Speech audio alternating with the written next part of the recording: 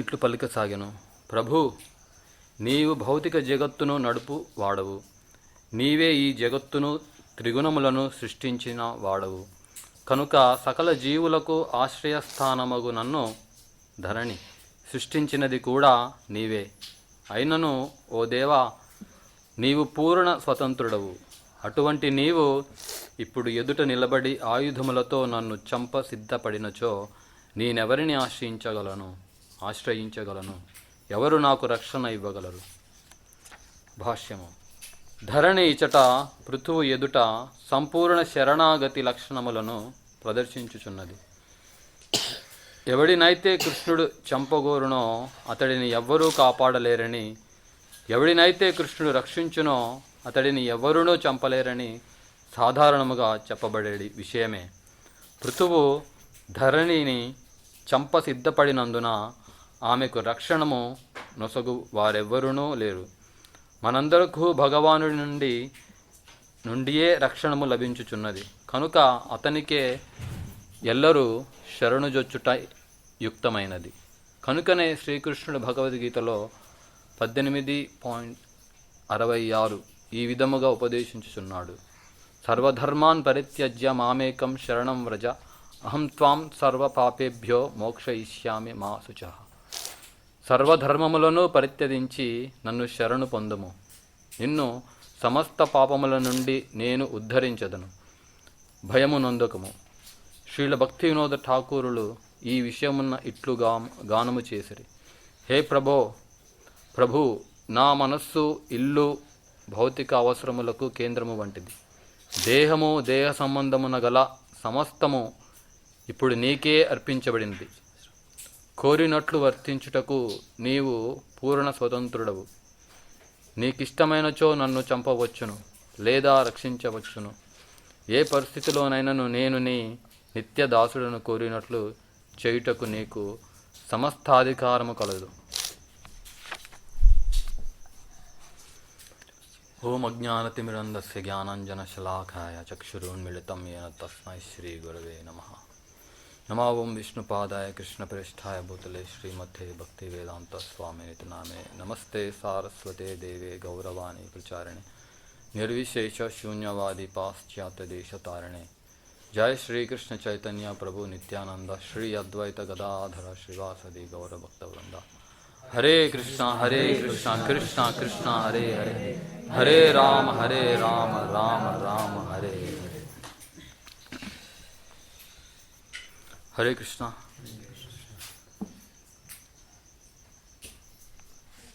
So మనం గత కొద్ది రోజులుగా ధరణి యొక్క ప్రార్థన వింటూ వస్తున్నాం.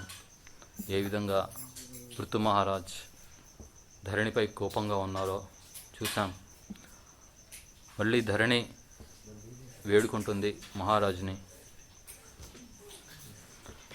ఏమంటుందంటే, ఈ జగత్తును మొత్తం నీవే నడుపుతావు, ఈ త్రిగుణములకు నువ్వే సృష్టించావు, నువ్వే అందరికీ ఆశ్రయస్థానం, నువ్వు సర్వస్వతంత్రుడవు. అలాంటి అప్పుడు నువ్వే చంపడానికి సిద్ధపడ్డప్పుడు ఎవరి నుంచి రక్షణ కోరుకోగలను అని శరణాగతి తీసుకుంటుందని ప్రభుపాదుల వారు చెప్తున్నారు. సంపూర్ణ శరణాగతి.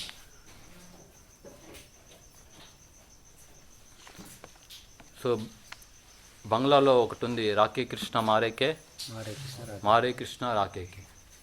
సో కృష్ణుడే చంపాలనుకున్నప్పుడు ఒక జీవిని ఎవరు రక్షించగలరు? ఒకవేళ కృష్ణుడే రక్షించాలని అనుకుంటే ఆ జీవిని ఎవరు చంపగలరు? కాబట్టి కృష్ణుడు ఏం చెప్తున్నాడంటే, సర్వధర్మాన్ని పరిత్యజ్య, అతనికి శరణును ఉందమంటున్నాడు. శ్రీల భక్తి వినోద ఠాకూరులు కూడా ఈ విధంగానే శరణాగతిని అర్పించారు. సమస్తము ఆయనకే అర్పించి భౌతికమైనటువంటి అన్నిటినీ, శరీరము, మనస్సు, ఇల్లు, ఇంద్రియములు అన్నీ భగవంతునికి అర్పించి, నీకు ఇష్టమైతే చంపవచ్చు లేదా రక్షించవచ్చు అని భగవంతుని శరణు తీసుకున్నారు.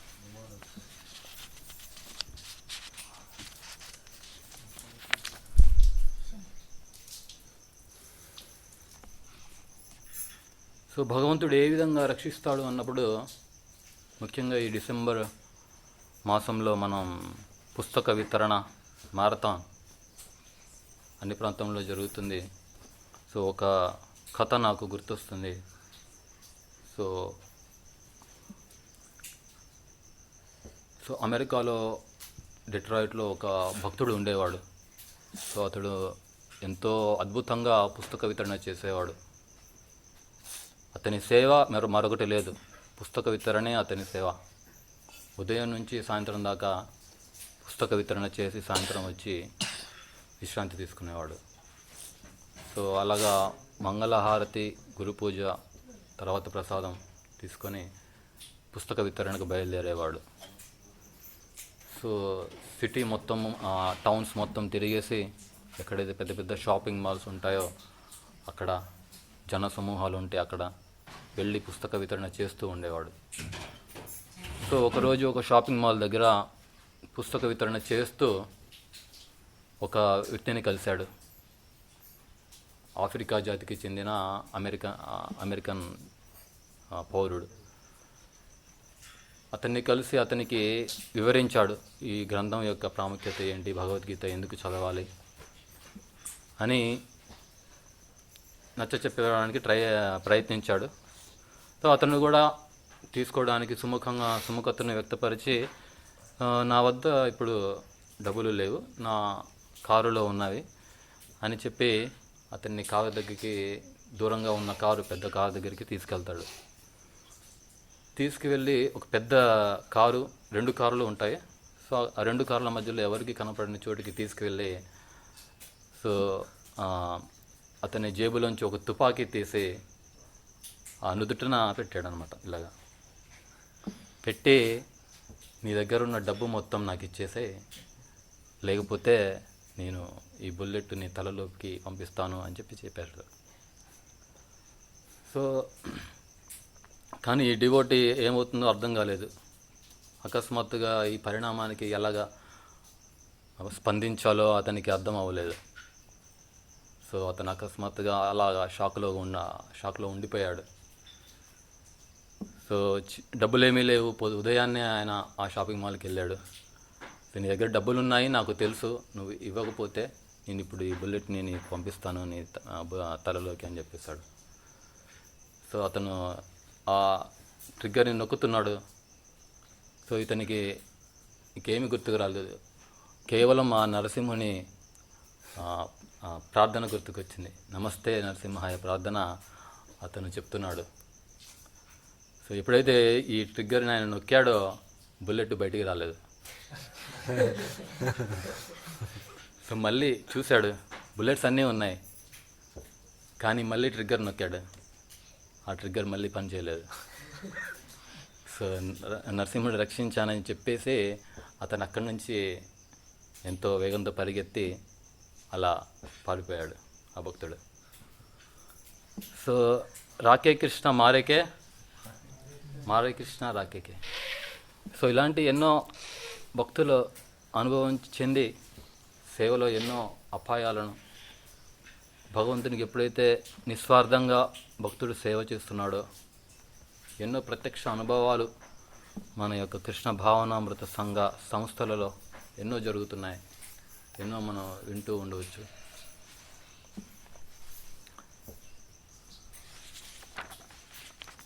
సో ఇక ఈ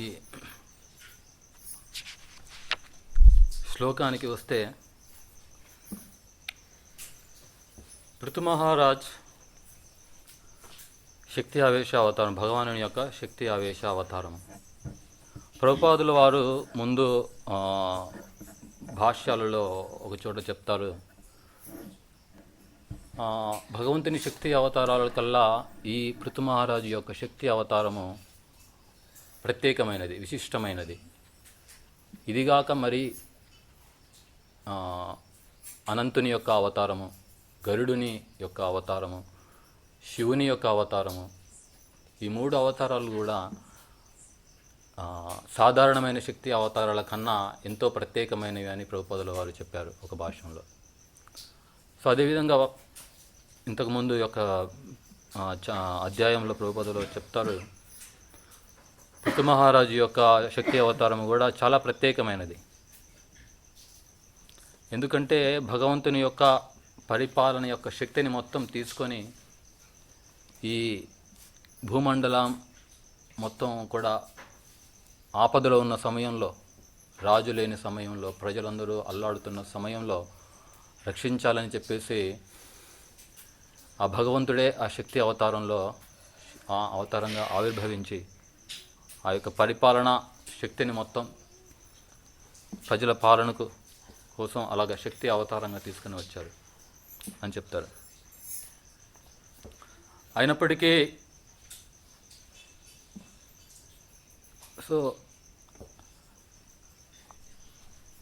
అంతా తెలిసినప్పటికీ, భగవంతుడే అయినప్పటికీ, భూమాత కూడా ఒక దేవత అయినప్పటికీ, వీరిద్దరి మధ్య ఈ యొక్క సంఘర్షణ లాంటి పరిస్థితి నెలకొవడం చాలా ఆశ్చర్యకరం. ఇలాంటి ఆశ్చర్యకర ఘట్టాలు ఎన్నో ఉన్నాయి మన యొక్క భాగవతంలో, ఇతర పురాణాలలో కూడా. అటువంటి ఆశ్చర్యకర ఘట్టాలలో మనం చూస్తే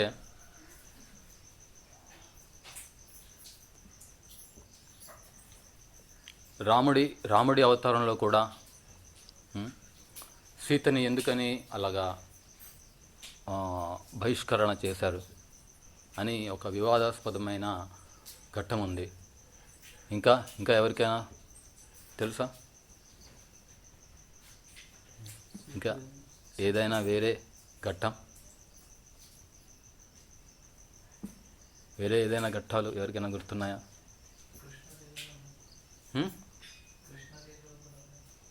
కృష్ణలీలో కూడా ఉన్నాయి. ఏమిటవి?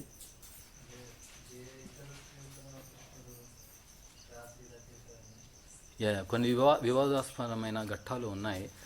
కానీ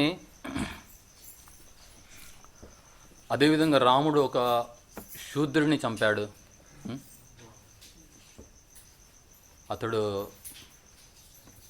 తపస్సు చేస్తున్నాడు, అందుకని చంపాడు. అది కూడా కొంతమంది వివాదాస్పదం చేస్తారు. ఇంకా చాలా ఘట్టాలు ఉన్నాయి. వాలిని చంపడం అదొక వివాదాస్పదం. కర్ణుని మోసం చేసి చంపాడని చెప్పేసి ద్రోణాచార్యుడు. ఈ విధంగా అనేక వివాదాస్పద ఘట్టాలు ఉన్నాయి. మహాభారతంలో కూడా పరీక్షిత్ మహారాజ్ యొక్క కథ వేరే విధంగా చెప్పబడి ఉంటుంది. ఎప్పుడైతే ఆ శాపాన్ని వింటాడో పరీక్షిత్ మహారాజు, అప్పుడు ఒక ఒంటి స్తంభాన్ని నిర్మించుకొని ఆ స్తంభంపై జీవిస్తాడు. అప్పుడు ఒక ఫలం ద్వారా ఆ తక్షకుడు ఆ ఫలంలో దూరేసి ఎప్పుడైతే ఈ ఆహారాన్ని పరీక్షిత్ మహారాజుకి పంపిస్తారో ఆ ఫలం నుంచి వచ్చి పరీక్షిత్ మహారాజుని చంపడం జరుగుతుందని చెప్పేసి మహాభారతంలో ఉంటుంది. కానీ శ్రీమద్ భాగవతంలో ఇది వేరే విధంగా చెప్పబడింది. మరి ఏది నిజం?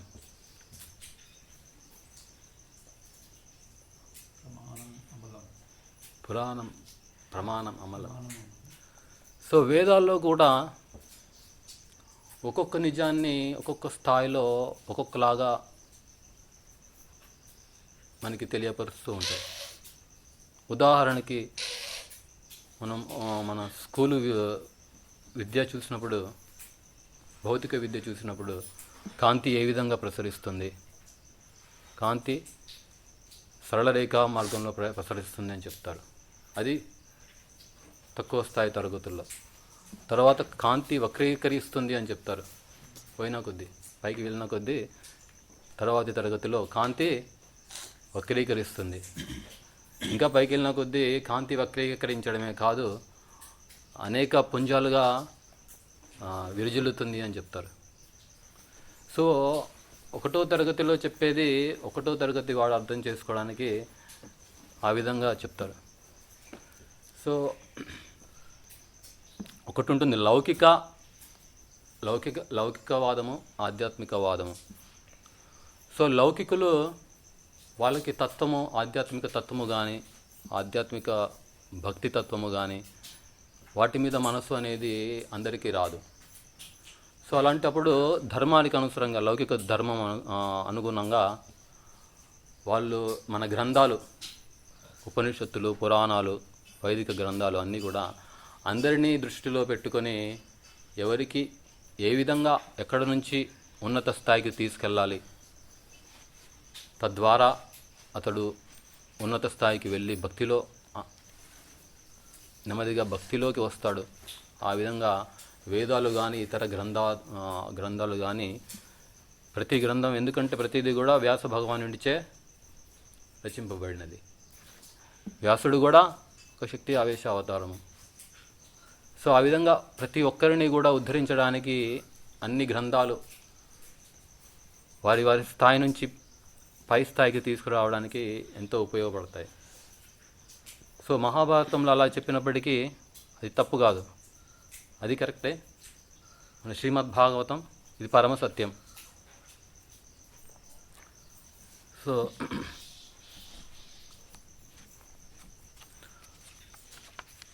సో ఏది ఏమైనప్పటికీ, ఎన్ని కాంట్రవర్సీలు ఉన్నప్పటికీ శ్రీమద్ భాగవతం ప్రమాణం అమలం. ప్రభు చెప్పినట్టు దిస్ ఈజ్ ఈ శ్రీమద్ భాగవతం ప్రముఖమైన మరియు ఉత్తమమైన ప్రమాణం. అదేవిధంగా లౌకిక ధర్మాలు మనం చూసినట్లయితే కొంతమంది, సో మనం సాధన పద్ధతిలో ఉన్నాము, నెమ్మదిగా సాధనలోనే రెండో భాగమైన రాగానుగా భక్తిలోకి ప్రవేశిస్తాం కొద్ది సాధన తర్వాత. కానీ సాధన పద్ధతిలో ఉన్నప్పుడే ఎంతో శ్రమతో కూడుకున్న విధి విధానాలు, సాధనలు చేయవలసి ఉంటుంది. సో ఈ సాధన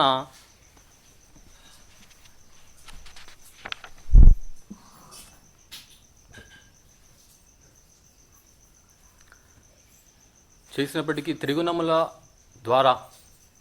ద్వారా మనం ఎంతో ప్రభావితం చెందుతూ ఉంటాం. సో ఈ ప్రభావం వలన అనేక ప్రభావాలు, తెలుగులో చాలా కష్టంగా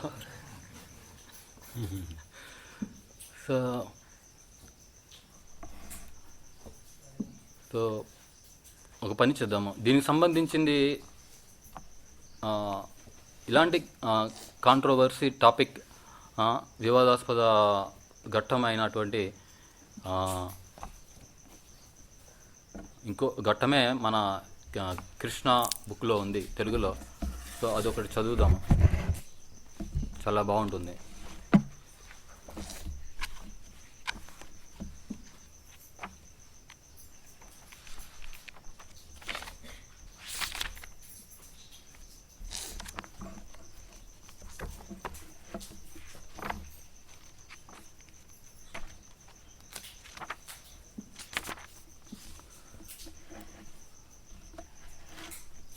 సో ఇంకా అర్ధగంట టైం ఉంది. మనం ఈ యొక్క కృష్ణ బుక్లోని 60వ అధ్యాయము రుక్మిణీ కృష్ణ సంవాదము చదువుదాము.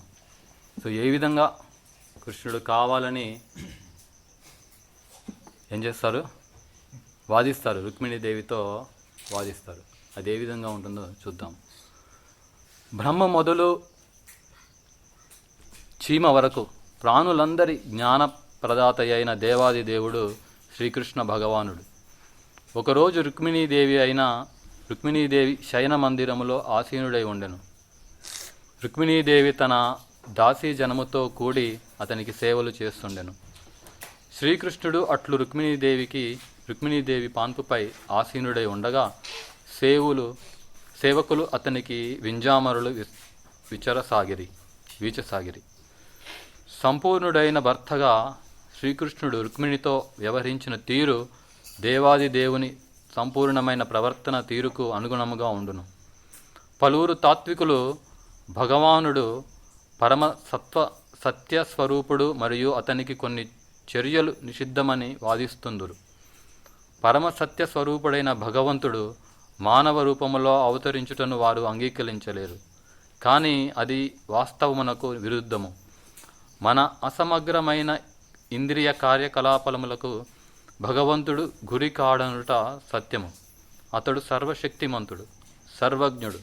తన కోరికను అనుసరించి ఈ భౌతిక జగత్తు యొక్క సృష్టి, స్థితి, లయములను అతడు నిర్వహించుటయే కాకుండా ఉన్నత కార్యములు సాధించుట కొరకై మానవ రూపంలో అతడు భూమిపై అవతరించగలడు. భగవద్గీత 4.7లో తెలుపబడినట్లు మానవ జాతిలో ధర్మమునకు హాని ఏర్పడినప్పుడు అతడు భూమిపై అవతరించును. అట్లు అవతరించుటకు అతడిని నియంత్రించు బహిరంగ శక్తి ఏదీ లేదు.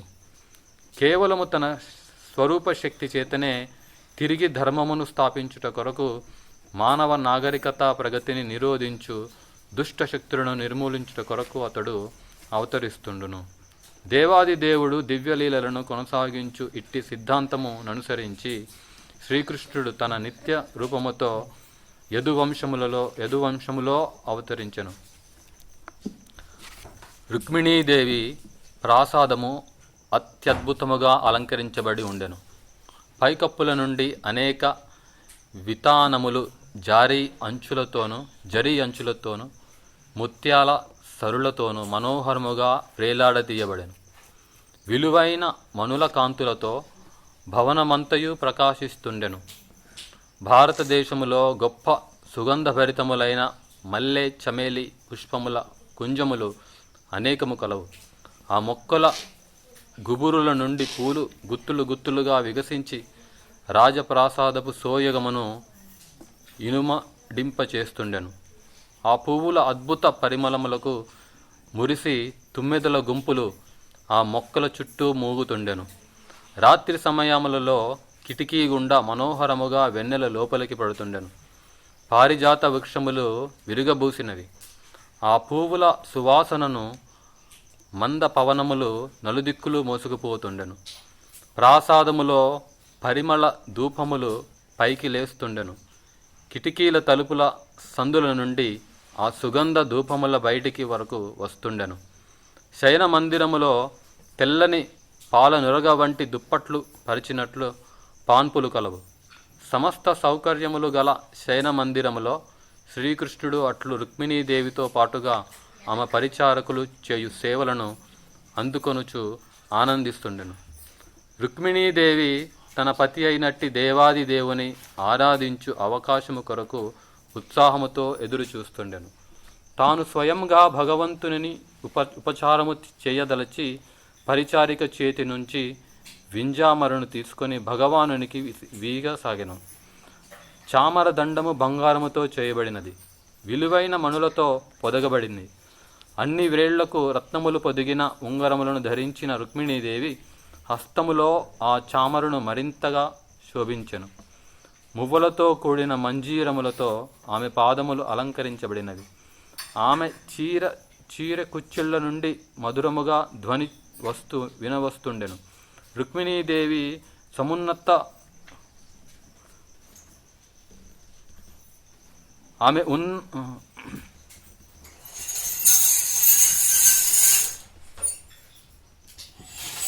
రుక్మిణీదేవి యొక్క అందములను ఇక్కడ వర్ణించడం జరిగింది.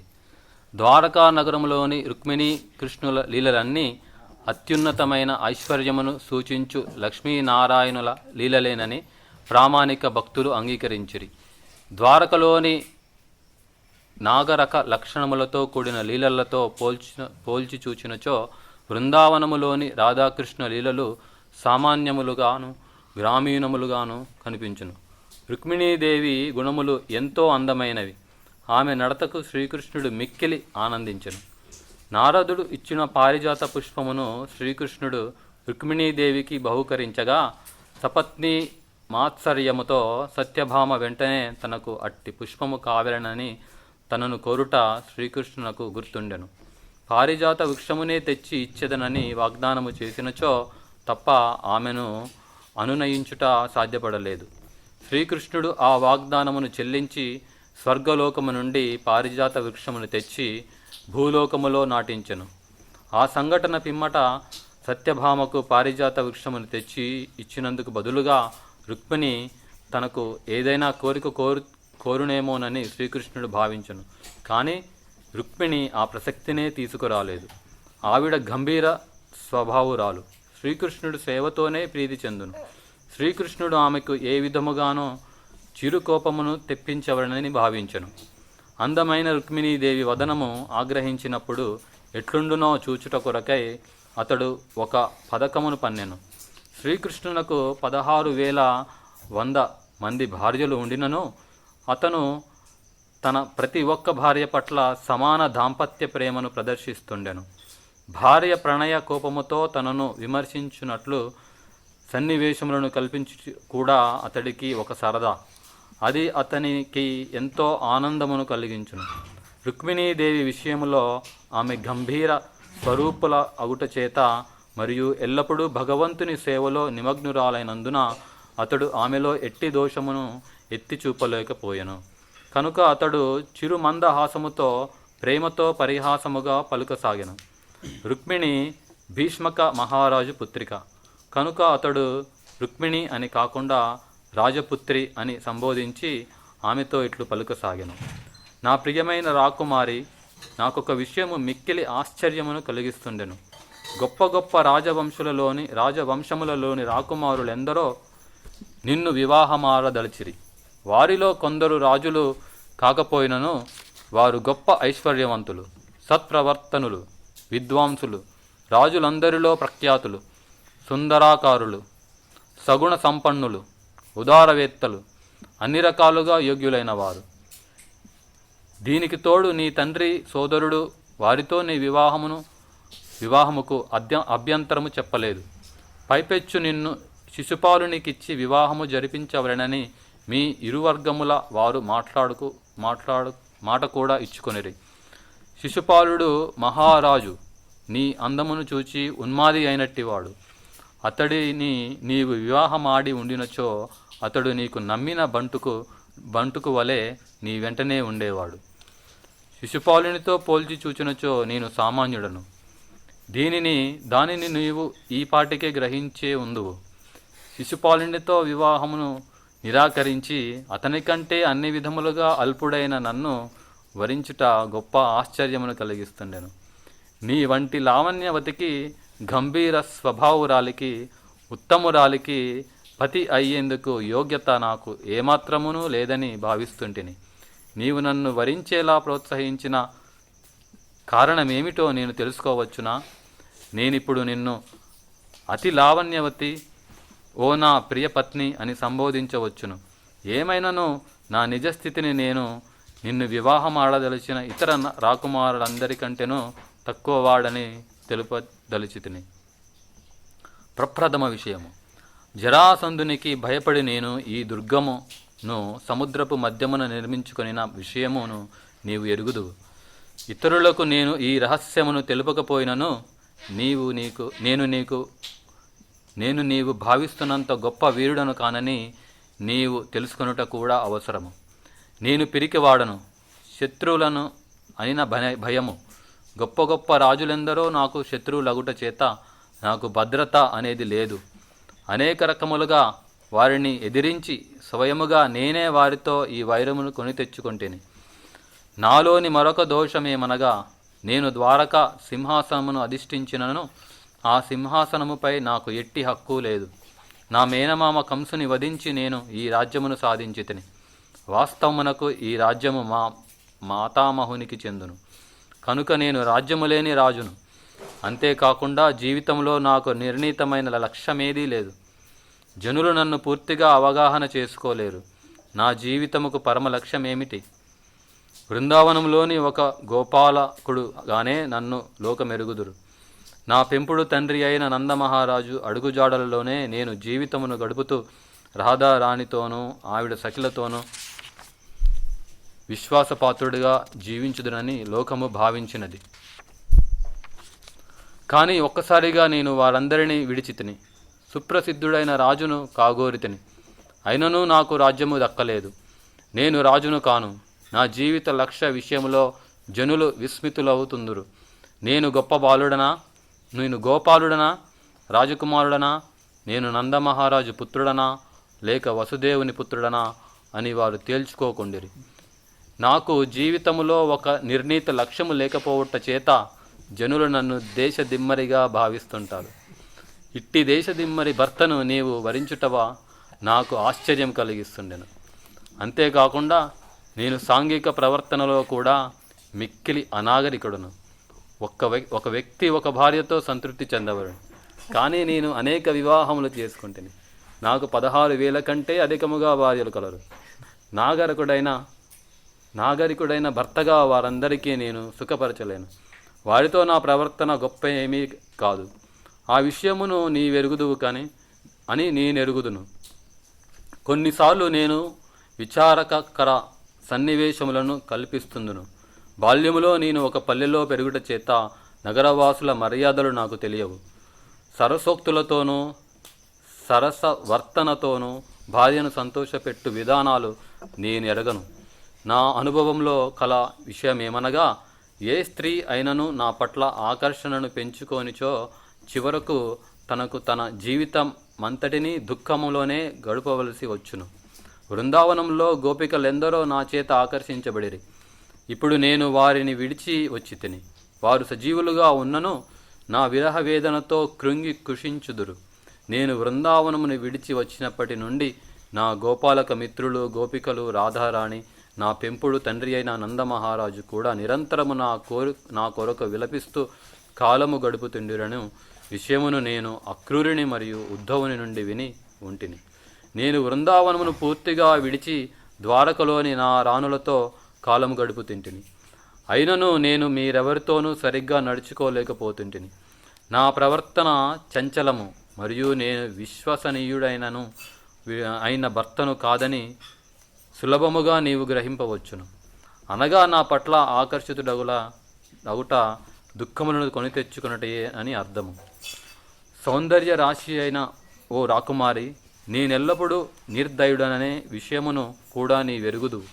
నేను జన్మించగానే నిర్ధనునిగా నందమహారాజు గృహమునకు తీసుకువెళ్ళబడితేని. అక్కడ నేను ఒక సామాన్య గోపబాలుని వలె పెరిగితేని. నా పెంపుడు తండ్రికి లక్షలాది గోవులు ఉన్నప్పటికీ ఒక్క గోవుపై కూడా నాకు అధికారము లేదు. కేవలము గోచారణయే నా వంతు. నేను అక్కడ దేనికి యజమానుడను కాను, ఇక్కడ కూడా నేను దేనికి యజమానుడను కాను. అన్ని వేళలా నేను నిర్ధనుడనే. నా నిర్ధన స్థితికి విచారించ అవసరము లేదు. గతములో ఏమీ లేదు, వర్తమానములోనూ ఏమీ లేదని విచారించుట ఎందుకు? నా భక్తులు కూడా గొప్ప ధనికులు కారని నీవు గ్రహించే ఉండు. భౌతిక సంపదల విషయంలో వారు నిరుపేదలే. భౌతిక సంపదలు కలిగినట్టి ధనవంతులు నా పట్ల భక్తిని లేక కృష్ణ చైతన్యమును ప్రకటించుటలో ఆసక్తి చూపరు. అందుకు భిన్నముగా ఎవరినైనను బలవంతముగా గాని పరిస్థితుల ప్రభావము చేత గాని నిర్ధనుడైనచో, ఏదైనా చక్కటి అవకాశము లభించినచో అతడు నా పట్ల ఆసక్తిని ప్రదర్శించును. భౌతిక సంపదలతో గర్వితులైనట్టి వారికి నా భక్తుల సాంగత్యము లభించు అవకాశం ఏర్పడినను ఆ అవకాశమును వారు వినియోగించుకొనరు. అనగా నిరుపేదలే నా పట్ల శ్రద్ధ చూపుదురు, ధనికులైనట్టి వారు నా పట్ల ఆసక్తిని చూపరు. కనుక నీవు నన్ను భర్తగా వరించుట ఉత్తమ నిర్ణయము అని నాకు అనిపించటలేదు. నీవు వివేకవంతురాలివి. నీ తండ్రి నుండి, అగ్రజుని నుండి చక్కటి శిక్షణను పొందితివి. అయినను చివరికి నీ జీవిత భాగస్వామిని ఎంచుకున్నటలో పొరబడితివి. ఇప్పటికీ మించినది లేదు. ఇప్పటికైనాను నీ పొరపాటును సరిదిద్దుకోవచ్చు. దేనినైనాను ఎన్నటికీ చేయకుండా ఉండుట కంటేను ఆలస్యముగానైనా చేయుట మంచిది. ఐశ్వర్యములో, కుటుంబ మర్యాదలో, సౌందర్యములో, విద్యలో అన్ని రకములుగా నీవు సరిపోవు యోగ్యుడైన భర్తను ఎంచుకొను స్వేచ్ఛ నీకు కలదు. గతములో నీవు చేసిన పొరపాటును సరిదిద్దుకోవచ్చును. నీవిప్పుడు ఆకర్షణీయమైన జీవిత మార్గమును ఎంచుకోవచ్చును. సాధారణముగా ఎవరునూ తమ కంటెను అధికురాలైన వారితో గాని తక్కువ వారితో గాని వైవాహిక సంబంధమును ఏర్పరచుకొనరు. కనుక ఓ వైదర్భి రాకుమారి, నీ వివాహముకు పూర్వము నీవు సరిగ్గా ఆలోచించలేదు. కనుకనే నన్ను పతిగా ఎంచుకొని పొరపాటు చేసితివి. వాస్తవమునకు నేను ఒక భిక్షుని కంటే అధికుడను కానప్పటికీ నీవు పొరపాటుగా నన్ను ఉత్తమ స్వభావమును కలిగినట్టి వానిగా విని ఉంటివి. నన్ను గాని నా నిజస్థితి గాని చూడకుండా కేవలం నా గూర్చి విని నన్ను నీవు పతిగా గ్రహించితివి. అది సరియైన నిర్ణయము కాదు. కనుక నీకిప్పుడు నా సలహా ఏమనగా, గొప్ప క్షత్రియ రాకుమారులలో ఎవరినైనా ఒకరిని నీ జీవిత భాగస్వామిగా ఎంచుకొని నన్ను త్యజించవచ్చును. రుక్మిణికి ఎదిగిన సంతానము కల అట్టి సమయములలో కృష్ణుడు ఆమెకు తనకు విడాకులిమ్మని సూచిస్తుండెను. కృష్ణుడి ఇట్టి సలహాను రుక్మిణి ఎన్నడూ ఊహించలేదు. ఎందుకనగా వైదిక సంప్రదాయములో భార్యాభర్తలు విడాకులు తీసుకొని విడిపోవుట అంటి విషయములు ప్రస్తావించబడలేదు. వివాహితులైన పుత్రుడు గల అట్టి వయసులో రుక్మిణికి అది అసాధ్యము. శ్రీకృష్ణుని సూచనలన్నీ ఉన్మత్త ప్రాలాపములు వలె రుక్మిణికి తోచెను. అట్టి మాటలను శ్రీకృష్ణుడు ఎలా పలుకగలినని ఆమె ఆశ్చర్యపోయాను. సరళ స్వభావి అయిన ఆమె శ్రీకృష్ణునితో వియోగమును తలుచుకొని ఎంతగానో దుఃఖించెను. శ్రీకృష్ణుడు ఇంకనూ ఇట్లు కొనసాగించెను. ఎన్ని చెప్పినను నీవు నీ రాబోవు జన్మను గూర్చి ఆలోచించవలను. నేను పూర్తిగా అసమర్థుడనైనందున ఈ జన్మలోను రాబోవు జన్మలోను కూడా నీకు అండగా నిలవగలిగిన వానిని పతిగా స్వీకరించుము. ఓ రాకుమారి, శిశుపాలుడు, సాల్వుడు, జరాసంధుడు, దంతవక్త్రుడు, చివరికి నీ సోదరుడైనట్టి రుక్మి వంటి రాజవంశీయులందరూ నాకు శత్రువులని, వారికి నేననిన ఏ విధముగా ఇష్టము లేదని నీ వెరుగుదు. వారు నన్ను తమ హృదయాంతముల నుండి ద్వేషిస్తారు. వారందరూ తమ భౌతిక సంపదలను చూచుకొని గర్విస్తూ ఇతరులకు తృణప్రాయులుగా చూస్తుందరు. వారికి గుణపాఠము నేర్పుట కొరకై నీ కోరికను అనుసరించి నిన్ను అపహరించి తిని. అంతేకాని వివాహముకు పూర్వమే నీవు నన్ను ప్రేమించినను వాస్తవమునకు నీ పట్ల నాకు ఏ రకమైన ప్రేమ లేదు. నేను ఇదివరకే వివరించినట్లు నాకు దాంపత్య జీవితము పట్ల కానీ భార్యాభర్తల నడుమ ప్రేమ పట్ల కానీ ఎక్కువ ఆసక్తి లేదు. స్వభావరీత్యా దాంపత్య జీవనము, భార్యా పిల్లలు, గృహము, సంపద వంటి వాటిపై నాకు ఎట్టి వ్యామోహము లేదు. నా భక్తులందరూ ఈ భౌతిక సంపదల పట్ల ఎట్లు విరక్తిని కలిగి ఉందురో నేనును అట్లే విరక్తిని కలిగి ఉందును. వాస్తవమునకు ఆత్మ సాక్షాత్కారము పట్లనే నాకు ఆసక్తి. అదే నాకు ఆనందము చేకూర్చును, ఈ కుటుంబ జీవనము కాదు అని శ్రీకృష్ణుడు చెప్పి హఠాత్తుగా ఆగిపోయాను. శ్రీకృష్ణుడు ఎల్లప్పుడూ తనతోనే కాలము గడుపుతుండెనని, క్షణకాలమైనను శ్రీకృష్ణుడు తనను విడిచి ఉండలేడని రుక్మిణి రవ్వంత గర్వము పొందెనని ప్రామాణికులైన శ్రీల శుకదేవ్ గోస్వామి వ్యాఖ్యానించెను. తన భక్తులెవ్వరూ గర్వించుట శ్రీకృష్ణుడు ఇష్టపడరు. ఎవరైనా భక్తులు అట్లు గర్వించినచో ఏదో ఒక ఉపాయముతో అతడు వారి గర్వమును అణుచును. అట్లే ఈ సందర్భములో శ్రీకృష్ణుడు రుక్మిణితో కఠోరమైన పలుకులను పలికెను. తన అదృష్టముకు తాను గర్విస్తున్నను ఏ క్షణములోనైనాను శ్రీకృష్ణుడు తనకు దూరము కాగలడనే విషయము ఆమెకు స్పష్టమైనది. రుక్మిణి తన పతి సాధారణ మానవుడు కాదని ఎరుగును. అతడు దేవాది దేవుడు, త్రిలోకములకు అధిపతి. పూర్వమెన్నడూనూ అట్లు శ్రీకృష్ణుని నోటి వెంట కఠిన వాక్యాలను విని ఉండని రుక్మిణి భగవానునితో తనకు వియోగము సంభవించునేమోనని భయపడెను. భగవానునితో వియోగమనే భయము చేత ఆవిడ గుండెలో దడ మొదలయ్యను. భగవానుని పలుకులు ఎట్టి సమాధానమియ్యకుండా దుఃఖసాగరములో కొట్టుకుపోయినట్లు విలపించసాగెను. తన కాళి గోళ్లతో నేలను గీయసాగెను. ఆ గోళ్ల కెంపు వర్ణము చేత నేల ఎరుపు రంగులో ప్రకాశిస్తుండెను. కాటుకతో కూడిన ఆమె కన్నుల నుంచి అశ్రులుగా ఏకదారిగా ప్రవహిస్తూ ఉండెను.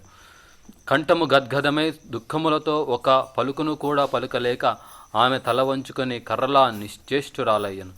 గొప్ప దుఃఖముతోనూ భయముతోనూ ఆమెలో విచేచన శక్తి నశించి ఒక్కసారిగా ఆమె దేహము కృషించి చేతి గాజులు వదులాయను. శ్రీకృష్ణుని సేవిస్తున్నట్టి ఆమె చేతిలోని చామర దండము జారి క్రిందపడెను. చక్కగా దువ్వబడిన ఆమె కురులు చెదిరిపోయెను. మనస్సు కలవరముతో చైతన్యము కోల్పోయి సుడిగాలికి కూలిన అరటి బెరడు వలె ఆమె నేల కొరిగెను. శ్రీకృష్ణ భగవానుడు రుక్మిణి తన పలుకులకు కేవలము పరిహాసోక్తులుగా పరిగణించలేదని వెంటనే గ్రహించను. వాస్తవములుగా తన పలుకులను భావించి తనతో ఎక్కడ వియోగము సంభవించునోనని ఆవేదనతో ఆవిడ అట్టి దుస్థితికి గురయ్యను. సహజంగానే శ్రీకృష్ణ భగవానుడు తన భక్తుల పట్ల గొప్ప వాత్సల్యమును కలిగి ఉండును. రుక్మిణీదేవి అవస్థను చూచిన వెంటనే అతని హృదయము ద్రవించెను. వెంటనే ఆమె పట్ల అతనికి జాలి ఏర్పడెను. రుక్మిణీకృష్ణుల నడుమ సంబంధము లక్ష్మీనారాయణుల నడుమ గోచరించు అనుబంధమైనందున చతుర్భుజములు కల తన నారాయణ రూపముతో ఆమెకు అతడు దర్శనమిచ్చెను. అతడు శయ్యపై నుండి లేచి ఆవిడ చేతులను పట్టుకొని తీసుకువచ్చి తన చల్లని చేతులతో ఆమె వదనమును నిమిరెను. తలపై జుట్టును సవరించెను. తన పట్ల రుక్మిణీదేవి గల ప్రేమ ఎంత గాఢమైనదో గుర్తించి భగవానుడు ఆమెను తన హృదయములకు అత్తుకొనెను. ఏ విషయమైనను అర్థమయ్యేలా యుక్తముగా వివరించుటలో దేవాదిదేవుడు కడు నేర్పరి. తాను పూర్వము పలికిన పలుకులను వెనుకకు తీసుకొనుటకు అతడు ప్రయత్నించెను. అతడే భక్తులందరకు ఆశ్రయము. కనుకనే తన శుద్ధ భక్తులను ఎట్లు సంతృప్తి పరవలచునో అతడు చక్కగా ఎరుగును. తాను పరిహాసముగా పలికిన పలుకులను రుక్మిణి అపార్థము చేసుకొనెనని శ్రీకృష్ణుడు గ్రహించెను. ఆమె మనసులోని కలతను తొలగించుటకు తిరిగి అతడు ఆమెతో ఈ విధముగా పలికెను. విదర్భ రాజపుత్రి, ప్రియమైన రుక్మిణి, నీవు నన్ను అపార్థము చేసుకోవద్దు. నాపై ఇట్లు నీవు నిర్దయ చూపుట తగదు. నీవు ప్రేమతో నాపై అనుబంధమును పెంచుకొనిన విషయము నేనెరుగుదును. నీవు నా నిత్య సహచరినివి. నేను పరిహాసము కొరకు పలికిన పలుకులు యథార్థములు కావు. నేను నిన్ను స్వల్పముగా ఉడికింపదలిచితిని. నీవు నా పలుకులకు పరిహాసముగానే సమాధానము ఇచ్చదమని భావించితిని. దురదృష్టవశాత్తు నీవు వాటిని యథార్థములుగా భావించితివి. నేను నా పలుకులను ఎంతగానో చింతిస్తుంటిని. నా పలుకులకు నీ ఎర్రని అధరములు అదురుతుండగా ఆగ్రహముతో నీవు నన్ను అనేక రకములుగా దూషించుతువని భావించితిని. సంపూర్ణ ప్రేమ నిదానమా, నీవు ఇలా దుఃఖింతువని నేనెన్నడూ ఊహించలేదు. కన్నులలో నిప్పులను కక్కుతూ నీవు నన్ను ఎదుర్కొందువని, అట్టి రౌద్రముతో నిండిన నీ ముఖార విందమును చూచి ఆనందించవలనని ఆశించితిని. నా ప్రియ భార్యామణి, గృహస్థులమైనందున మనమెల్లప్పుడూ అనేక గృహకృత్యములలో మునిగి ఉందము. కనుక సరదాగా ముచ్చటించుకొను సమయము కొరకై ఎదురు చూస్తుందము. ఇదే గృహస్థ జీవితపు చరమ లక్ష్యము. వాస్తవముకు గృహస్థులు రేయింబవళ్ళు సంసారం కొరకై శ్రమిస్తుందురు. కానీ వారు ఏకాంతంలో కలుసుకొని వివిధ రకములుగా జీవిత సుఖములను చవి చూచినప్పుడు వారు పడిన శ్రమనంతటినీ మరిచిపోతుందురు. కేవలము భార్యతో పరిహాసోక్తులు ఆడుతూ వినోదించు సామాన్య గృహస్థుడిగా శ్రీకృష్ణ భగవానుడు ఆమె ఎదుట నటించదలచెను. కనుకనే తన పలుకులను అంతగా పట్టించుకోవలదని పదే పదే అతడు రుక్మిణిని కోరెను. ఈ విధముగా శ్రీకృష్ణుడు మధురమైన పలుకులతో రుక్మిణిని ఓదార్చిన పిమ్మట అది వరకు శ్రీకృష్ణుడు పలికిన పలుకులు వాస్తవములు కావని కేవలము పరిహాసము కొరకేనని రుక్మిణికి అర్థమైనది. కనుక శ్రీకృష్ణుని పలుకులతో ఆవిడ ఊరట పొందగలిగను. భగవానుడితో వియోగము కలుగును. భయము నుండి ఆమె క్రమముగా బయటపడినది. ఆమె తన సహజ మందహాస సుందర ముఖార విందముతో శ్రీకృష్ణుని వదనమును వీక్షిస్తూ అతనితో ఇట్లు పలికెను. వనజాక్ష, మనము సరి అయిన జోడీ కాదని నీ మాట వాస్తవము. నీవు సర్వ సద్గుణ సంపూర్ణుడు, అపరిమేయ ప్రభావుడవైన దేవాదిదేవుడు. కనుక నీతో సరి సమాన స్థితిని నేను సాధించలేకపోతిని. నీకు తగిన జోడీని నేనెట్లు కాగలను? సర్వేశ్వరుడవు, త్రిగుణ నియామకుడవు, బ్రహ్మ రుద్రాది దేవతలకు పూజనీయుడవైన నీకు నాకు సామ్యమెక్కడిది? నేను కేవలము ప్రకృతి త్రిగుణములతో సంబంధమును కలిగిన దానిని. ప్రకృతి త్రిగుణములు భక్తియుత సేవా మార్గములో పురోగతికి ఆటంకములు. కనుక ఎప్పుడు ఎక్కడ నేను ఎలా నీతో సమాన జోడీ కాగలను? ప్రియమైన నాథ, రాజులందరికీ భయపడి నీవు సముద్ర మధ్యమున జలదుర్గమును నిర్మించుకున్నట్లు పలికిన పలుకులు కూడా సత్యమే. కానీ భౌతిక జగత్తుకు రాజులెవ్వరు. ఈ భౌతిక జగత్తుకు చెందిన రాజవంశీయులందరినీ నేను రాజులుగా భావించను. ఈ భౌతిక జగత్తుకు సంబంధించిన రాజులు ఈ భౌతిక జగత్తును శాసించు ప్రకృతి త్రిగుణములు. ప్రకృతి త్రిగుణముల ప్రభావము లేకుండా నీవు ప్రతి జీవి హృదయములలో నెలకొని ఉందువనుటలో ఎట్టి సందేహమునూ లేదు. నీవు ప్రాపంచిక రాజులతో ఎల్లప్పుడూ వైరమును కలిగి ఉందువని పలికితివి. కానీ ఈ ప్రాపంచిక రాజులెవరు? జీవుని ఇంద్రియములే ఈ భౌతిక జగత్తుకు రాజులు అని నేను భావిస్తుండెని. అవి మిక్కిలి అజేయములు. ప్రతి జీవిని అవి శాసించును. నిశ్చయముగా నీవు ఇంద్రియములతో వైరమును కలిగి ఉండు. ఇంద్రియములకు నీవు ఎప్పుడునూ వశుడవు కావు. నీవు వాటిని నియంత్రించు హృషికేశుడవు. మనోహర, నీకు ఎట్టి రాచరికపు అధికారము లేదని నీవు పలికితివి. అది కూడా వాస్తవమే. నీవు భౌతిక జగత్తుపై ఆధిపత్యమును వదులుకొనుట మాత్రమే కాదు, నీ పాదములను నమ్ముకొనిన నీ దాసులు కూడా భౌతిక జగత్తుపై ఆధిపత్యం అనేది ఆధ్యాత్మిక పురోగతికి అవరోధమును తలంపుతో అట్టి ఆధిపత్యమును త్యజిస్తుందురు. నీ సేవకులే భౌతిక లోకాధిపత్యము ఇష్టపడినచో ఇక నీ విషయములో చెప్పేదేముండును? ప్రభు, సామాన్య మానవుడి వలె జీవితములో ఒక లక్ష్యము లేకుండా గడుపుతుందువని పలుకుట కూడా పూర్తిగా వాస్తవమే. నీ భక్తులు, దాసులు, ఋషులు, యోగులు కూడా జీవితములో ఎట్టి భౌతిక లక్ష్యమును లేకుండా కాలము గడుపుతుందురు. మానవ సమాజము వారిని ఉన్మత్తులుగాను నిరాశాపరులుగాను పరిగణిస్తుందురు. వారి జీవిత లక్ష్యము సామాన్య మానవులకు రహస్యమైనదిగానే ఉండును. మానవ జాతిలో నిమ్న శ్రేణికి చెందిన వారు నిన్ను గాని నీ దాసులు గాని అవగాహన చేసుకొనలేరు. కల్మషముతో కూడినట్టి మానవుడు నీ లీలల, నీ భక్తుల సేవలను ఊహించలేరు. ఓయి అపరిమేయ, నీ లీలలు, నీ భక్తుల సేవలు సామాన్య మానవులకు రహస్యములు అయినప్పుడు నీ లక్ష్యమును వారెట్లు అవగాహన చేసుకొనగలరు? అన్ని రకముల శక్తులు, ఐశ్వర్యములు నిన్నే సేవిస్తుండెను. అంతేకాకుండా అవి నిన్నే ఆశ్రయించి ఉండును. సో ఈ విధంగా రుక్మిణీదేవి కృష్ణుడు చెప్పినటువంటి అన్ని అతని అవలక్షణములుగా చెప్పినటువంటి విషయాలని రుక్మిణీదేవి కృష్ణునికి ఎంతో గొప్ప గుణములని కీర్తిస్తూ ఉండెను. సో కృష్ణుని యొక్క గుణగణాలు, ప్రతి గుణము, కృష్ణుని యొక్క ప్రతి ఒక్క చేష్ట కూడా తన భక్తులకి ఆనందాన్ని ఇవ్వడానికి, తద్వారా తాను ఆనందం పొందడానికి, తన ప్రతి యొక్క చేష్ట కూడా ఆ విధంగా ఉంటుంది. కృష్ణ లీలలు చూస్తే ఏ లీల కూడా తన భక్తులను రక్షించడానికి, లేకుంటే భక్తులకు ఆనందాన్ని ఇవ్వడానికి, గోవర్ధన లీలైన, కాళియా లీలైన, గోపి వస్త్రాపరణ అయిన ఏ లీల చూసినప్పటికీ దశమస్కందంలో వచ్చే ప్రతి లీల కూడా మీరు చూస్తే మన మనసులో ఆనందాన్ని నింపడమే కాదు, తన భక్తులు తనతో ఉన్న వారికి అదేవిధంగా తద్వారా తనకి ఆనందం పంచుకోవడం కోసమే కృష్ణుడు ప్రతి లీల చేస్తూ ఉంటాడు. సో ఏ విధంగా అయితే జీవులలో జీవి ఆవిర్భావానికి కారణమే కృష్ణుని యొక్క ఆనందం. సో ఒక జీవి ఉన్నప్పుడు ఆ జీవి ఒక రూమ్లో తాళం వేసుకొని ఎన్ని గంటలు, ఎన్ని రోజులు ఉండగలదు. కాబట్టి జీవి ఆనందాన్ని పంచుకోవాలంటే మరొక జీవి, ఒక సంఘంలోనే అది వీలవుతుంది.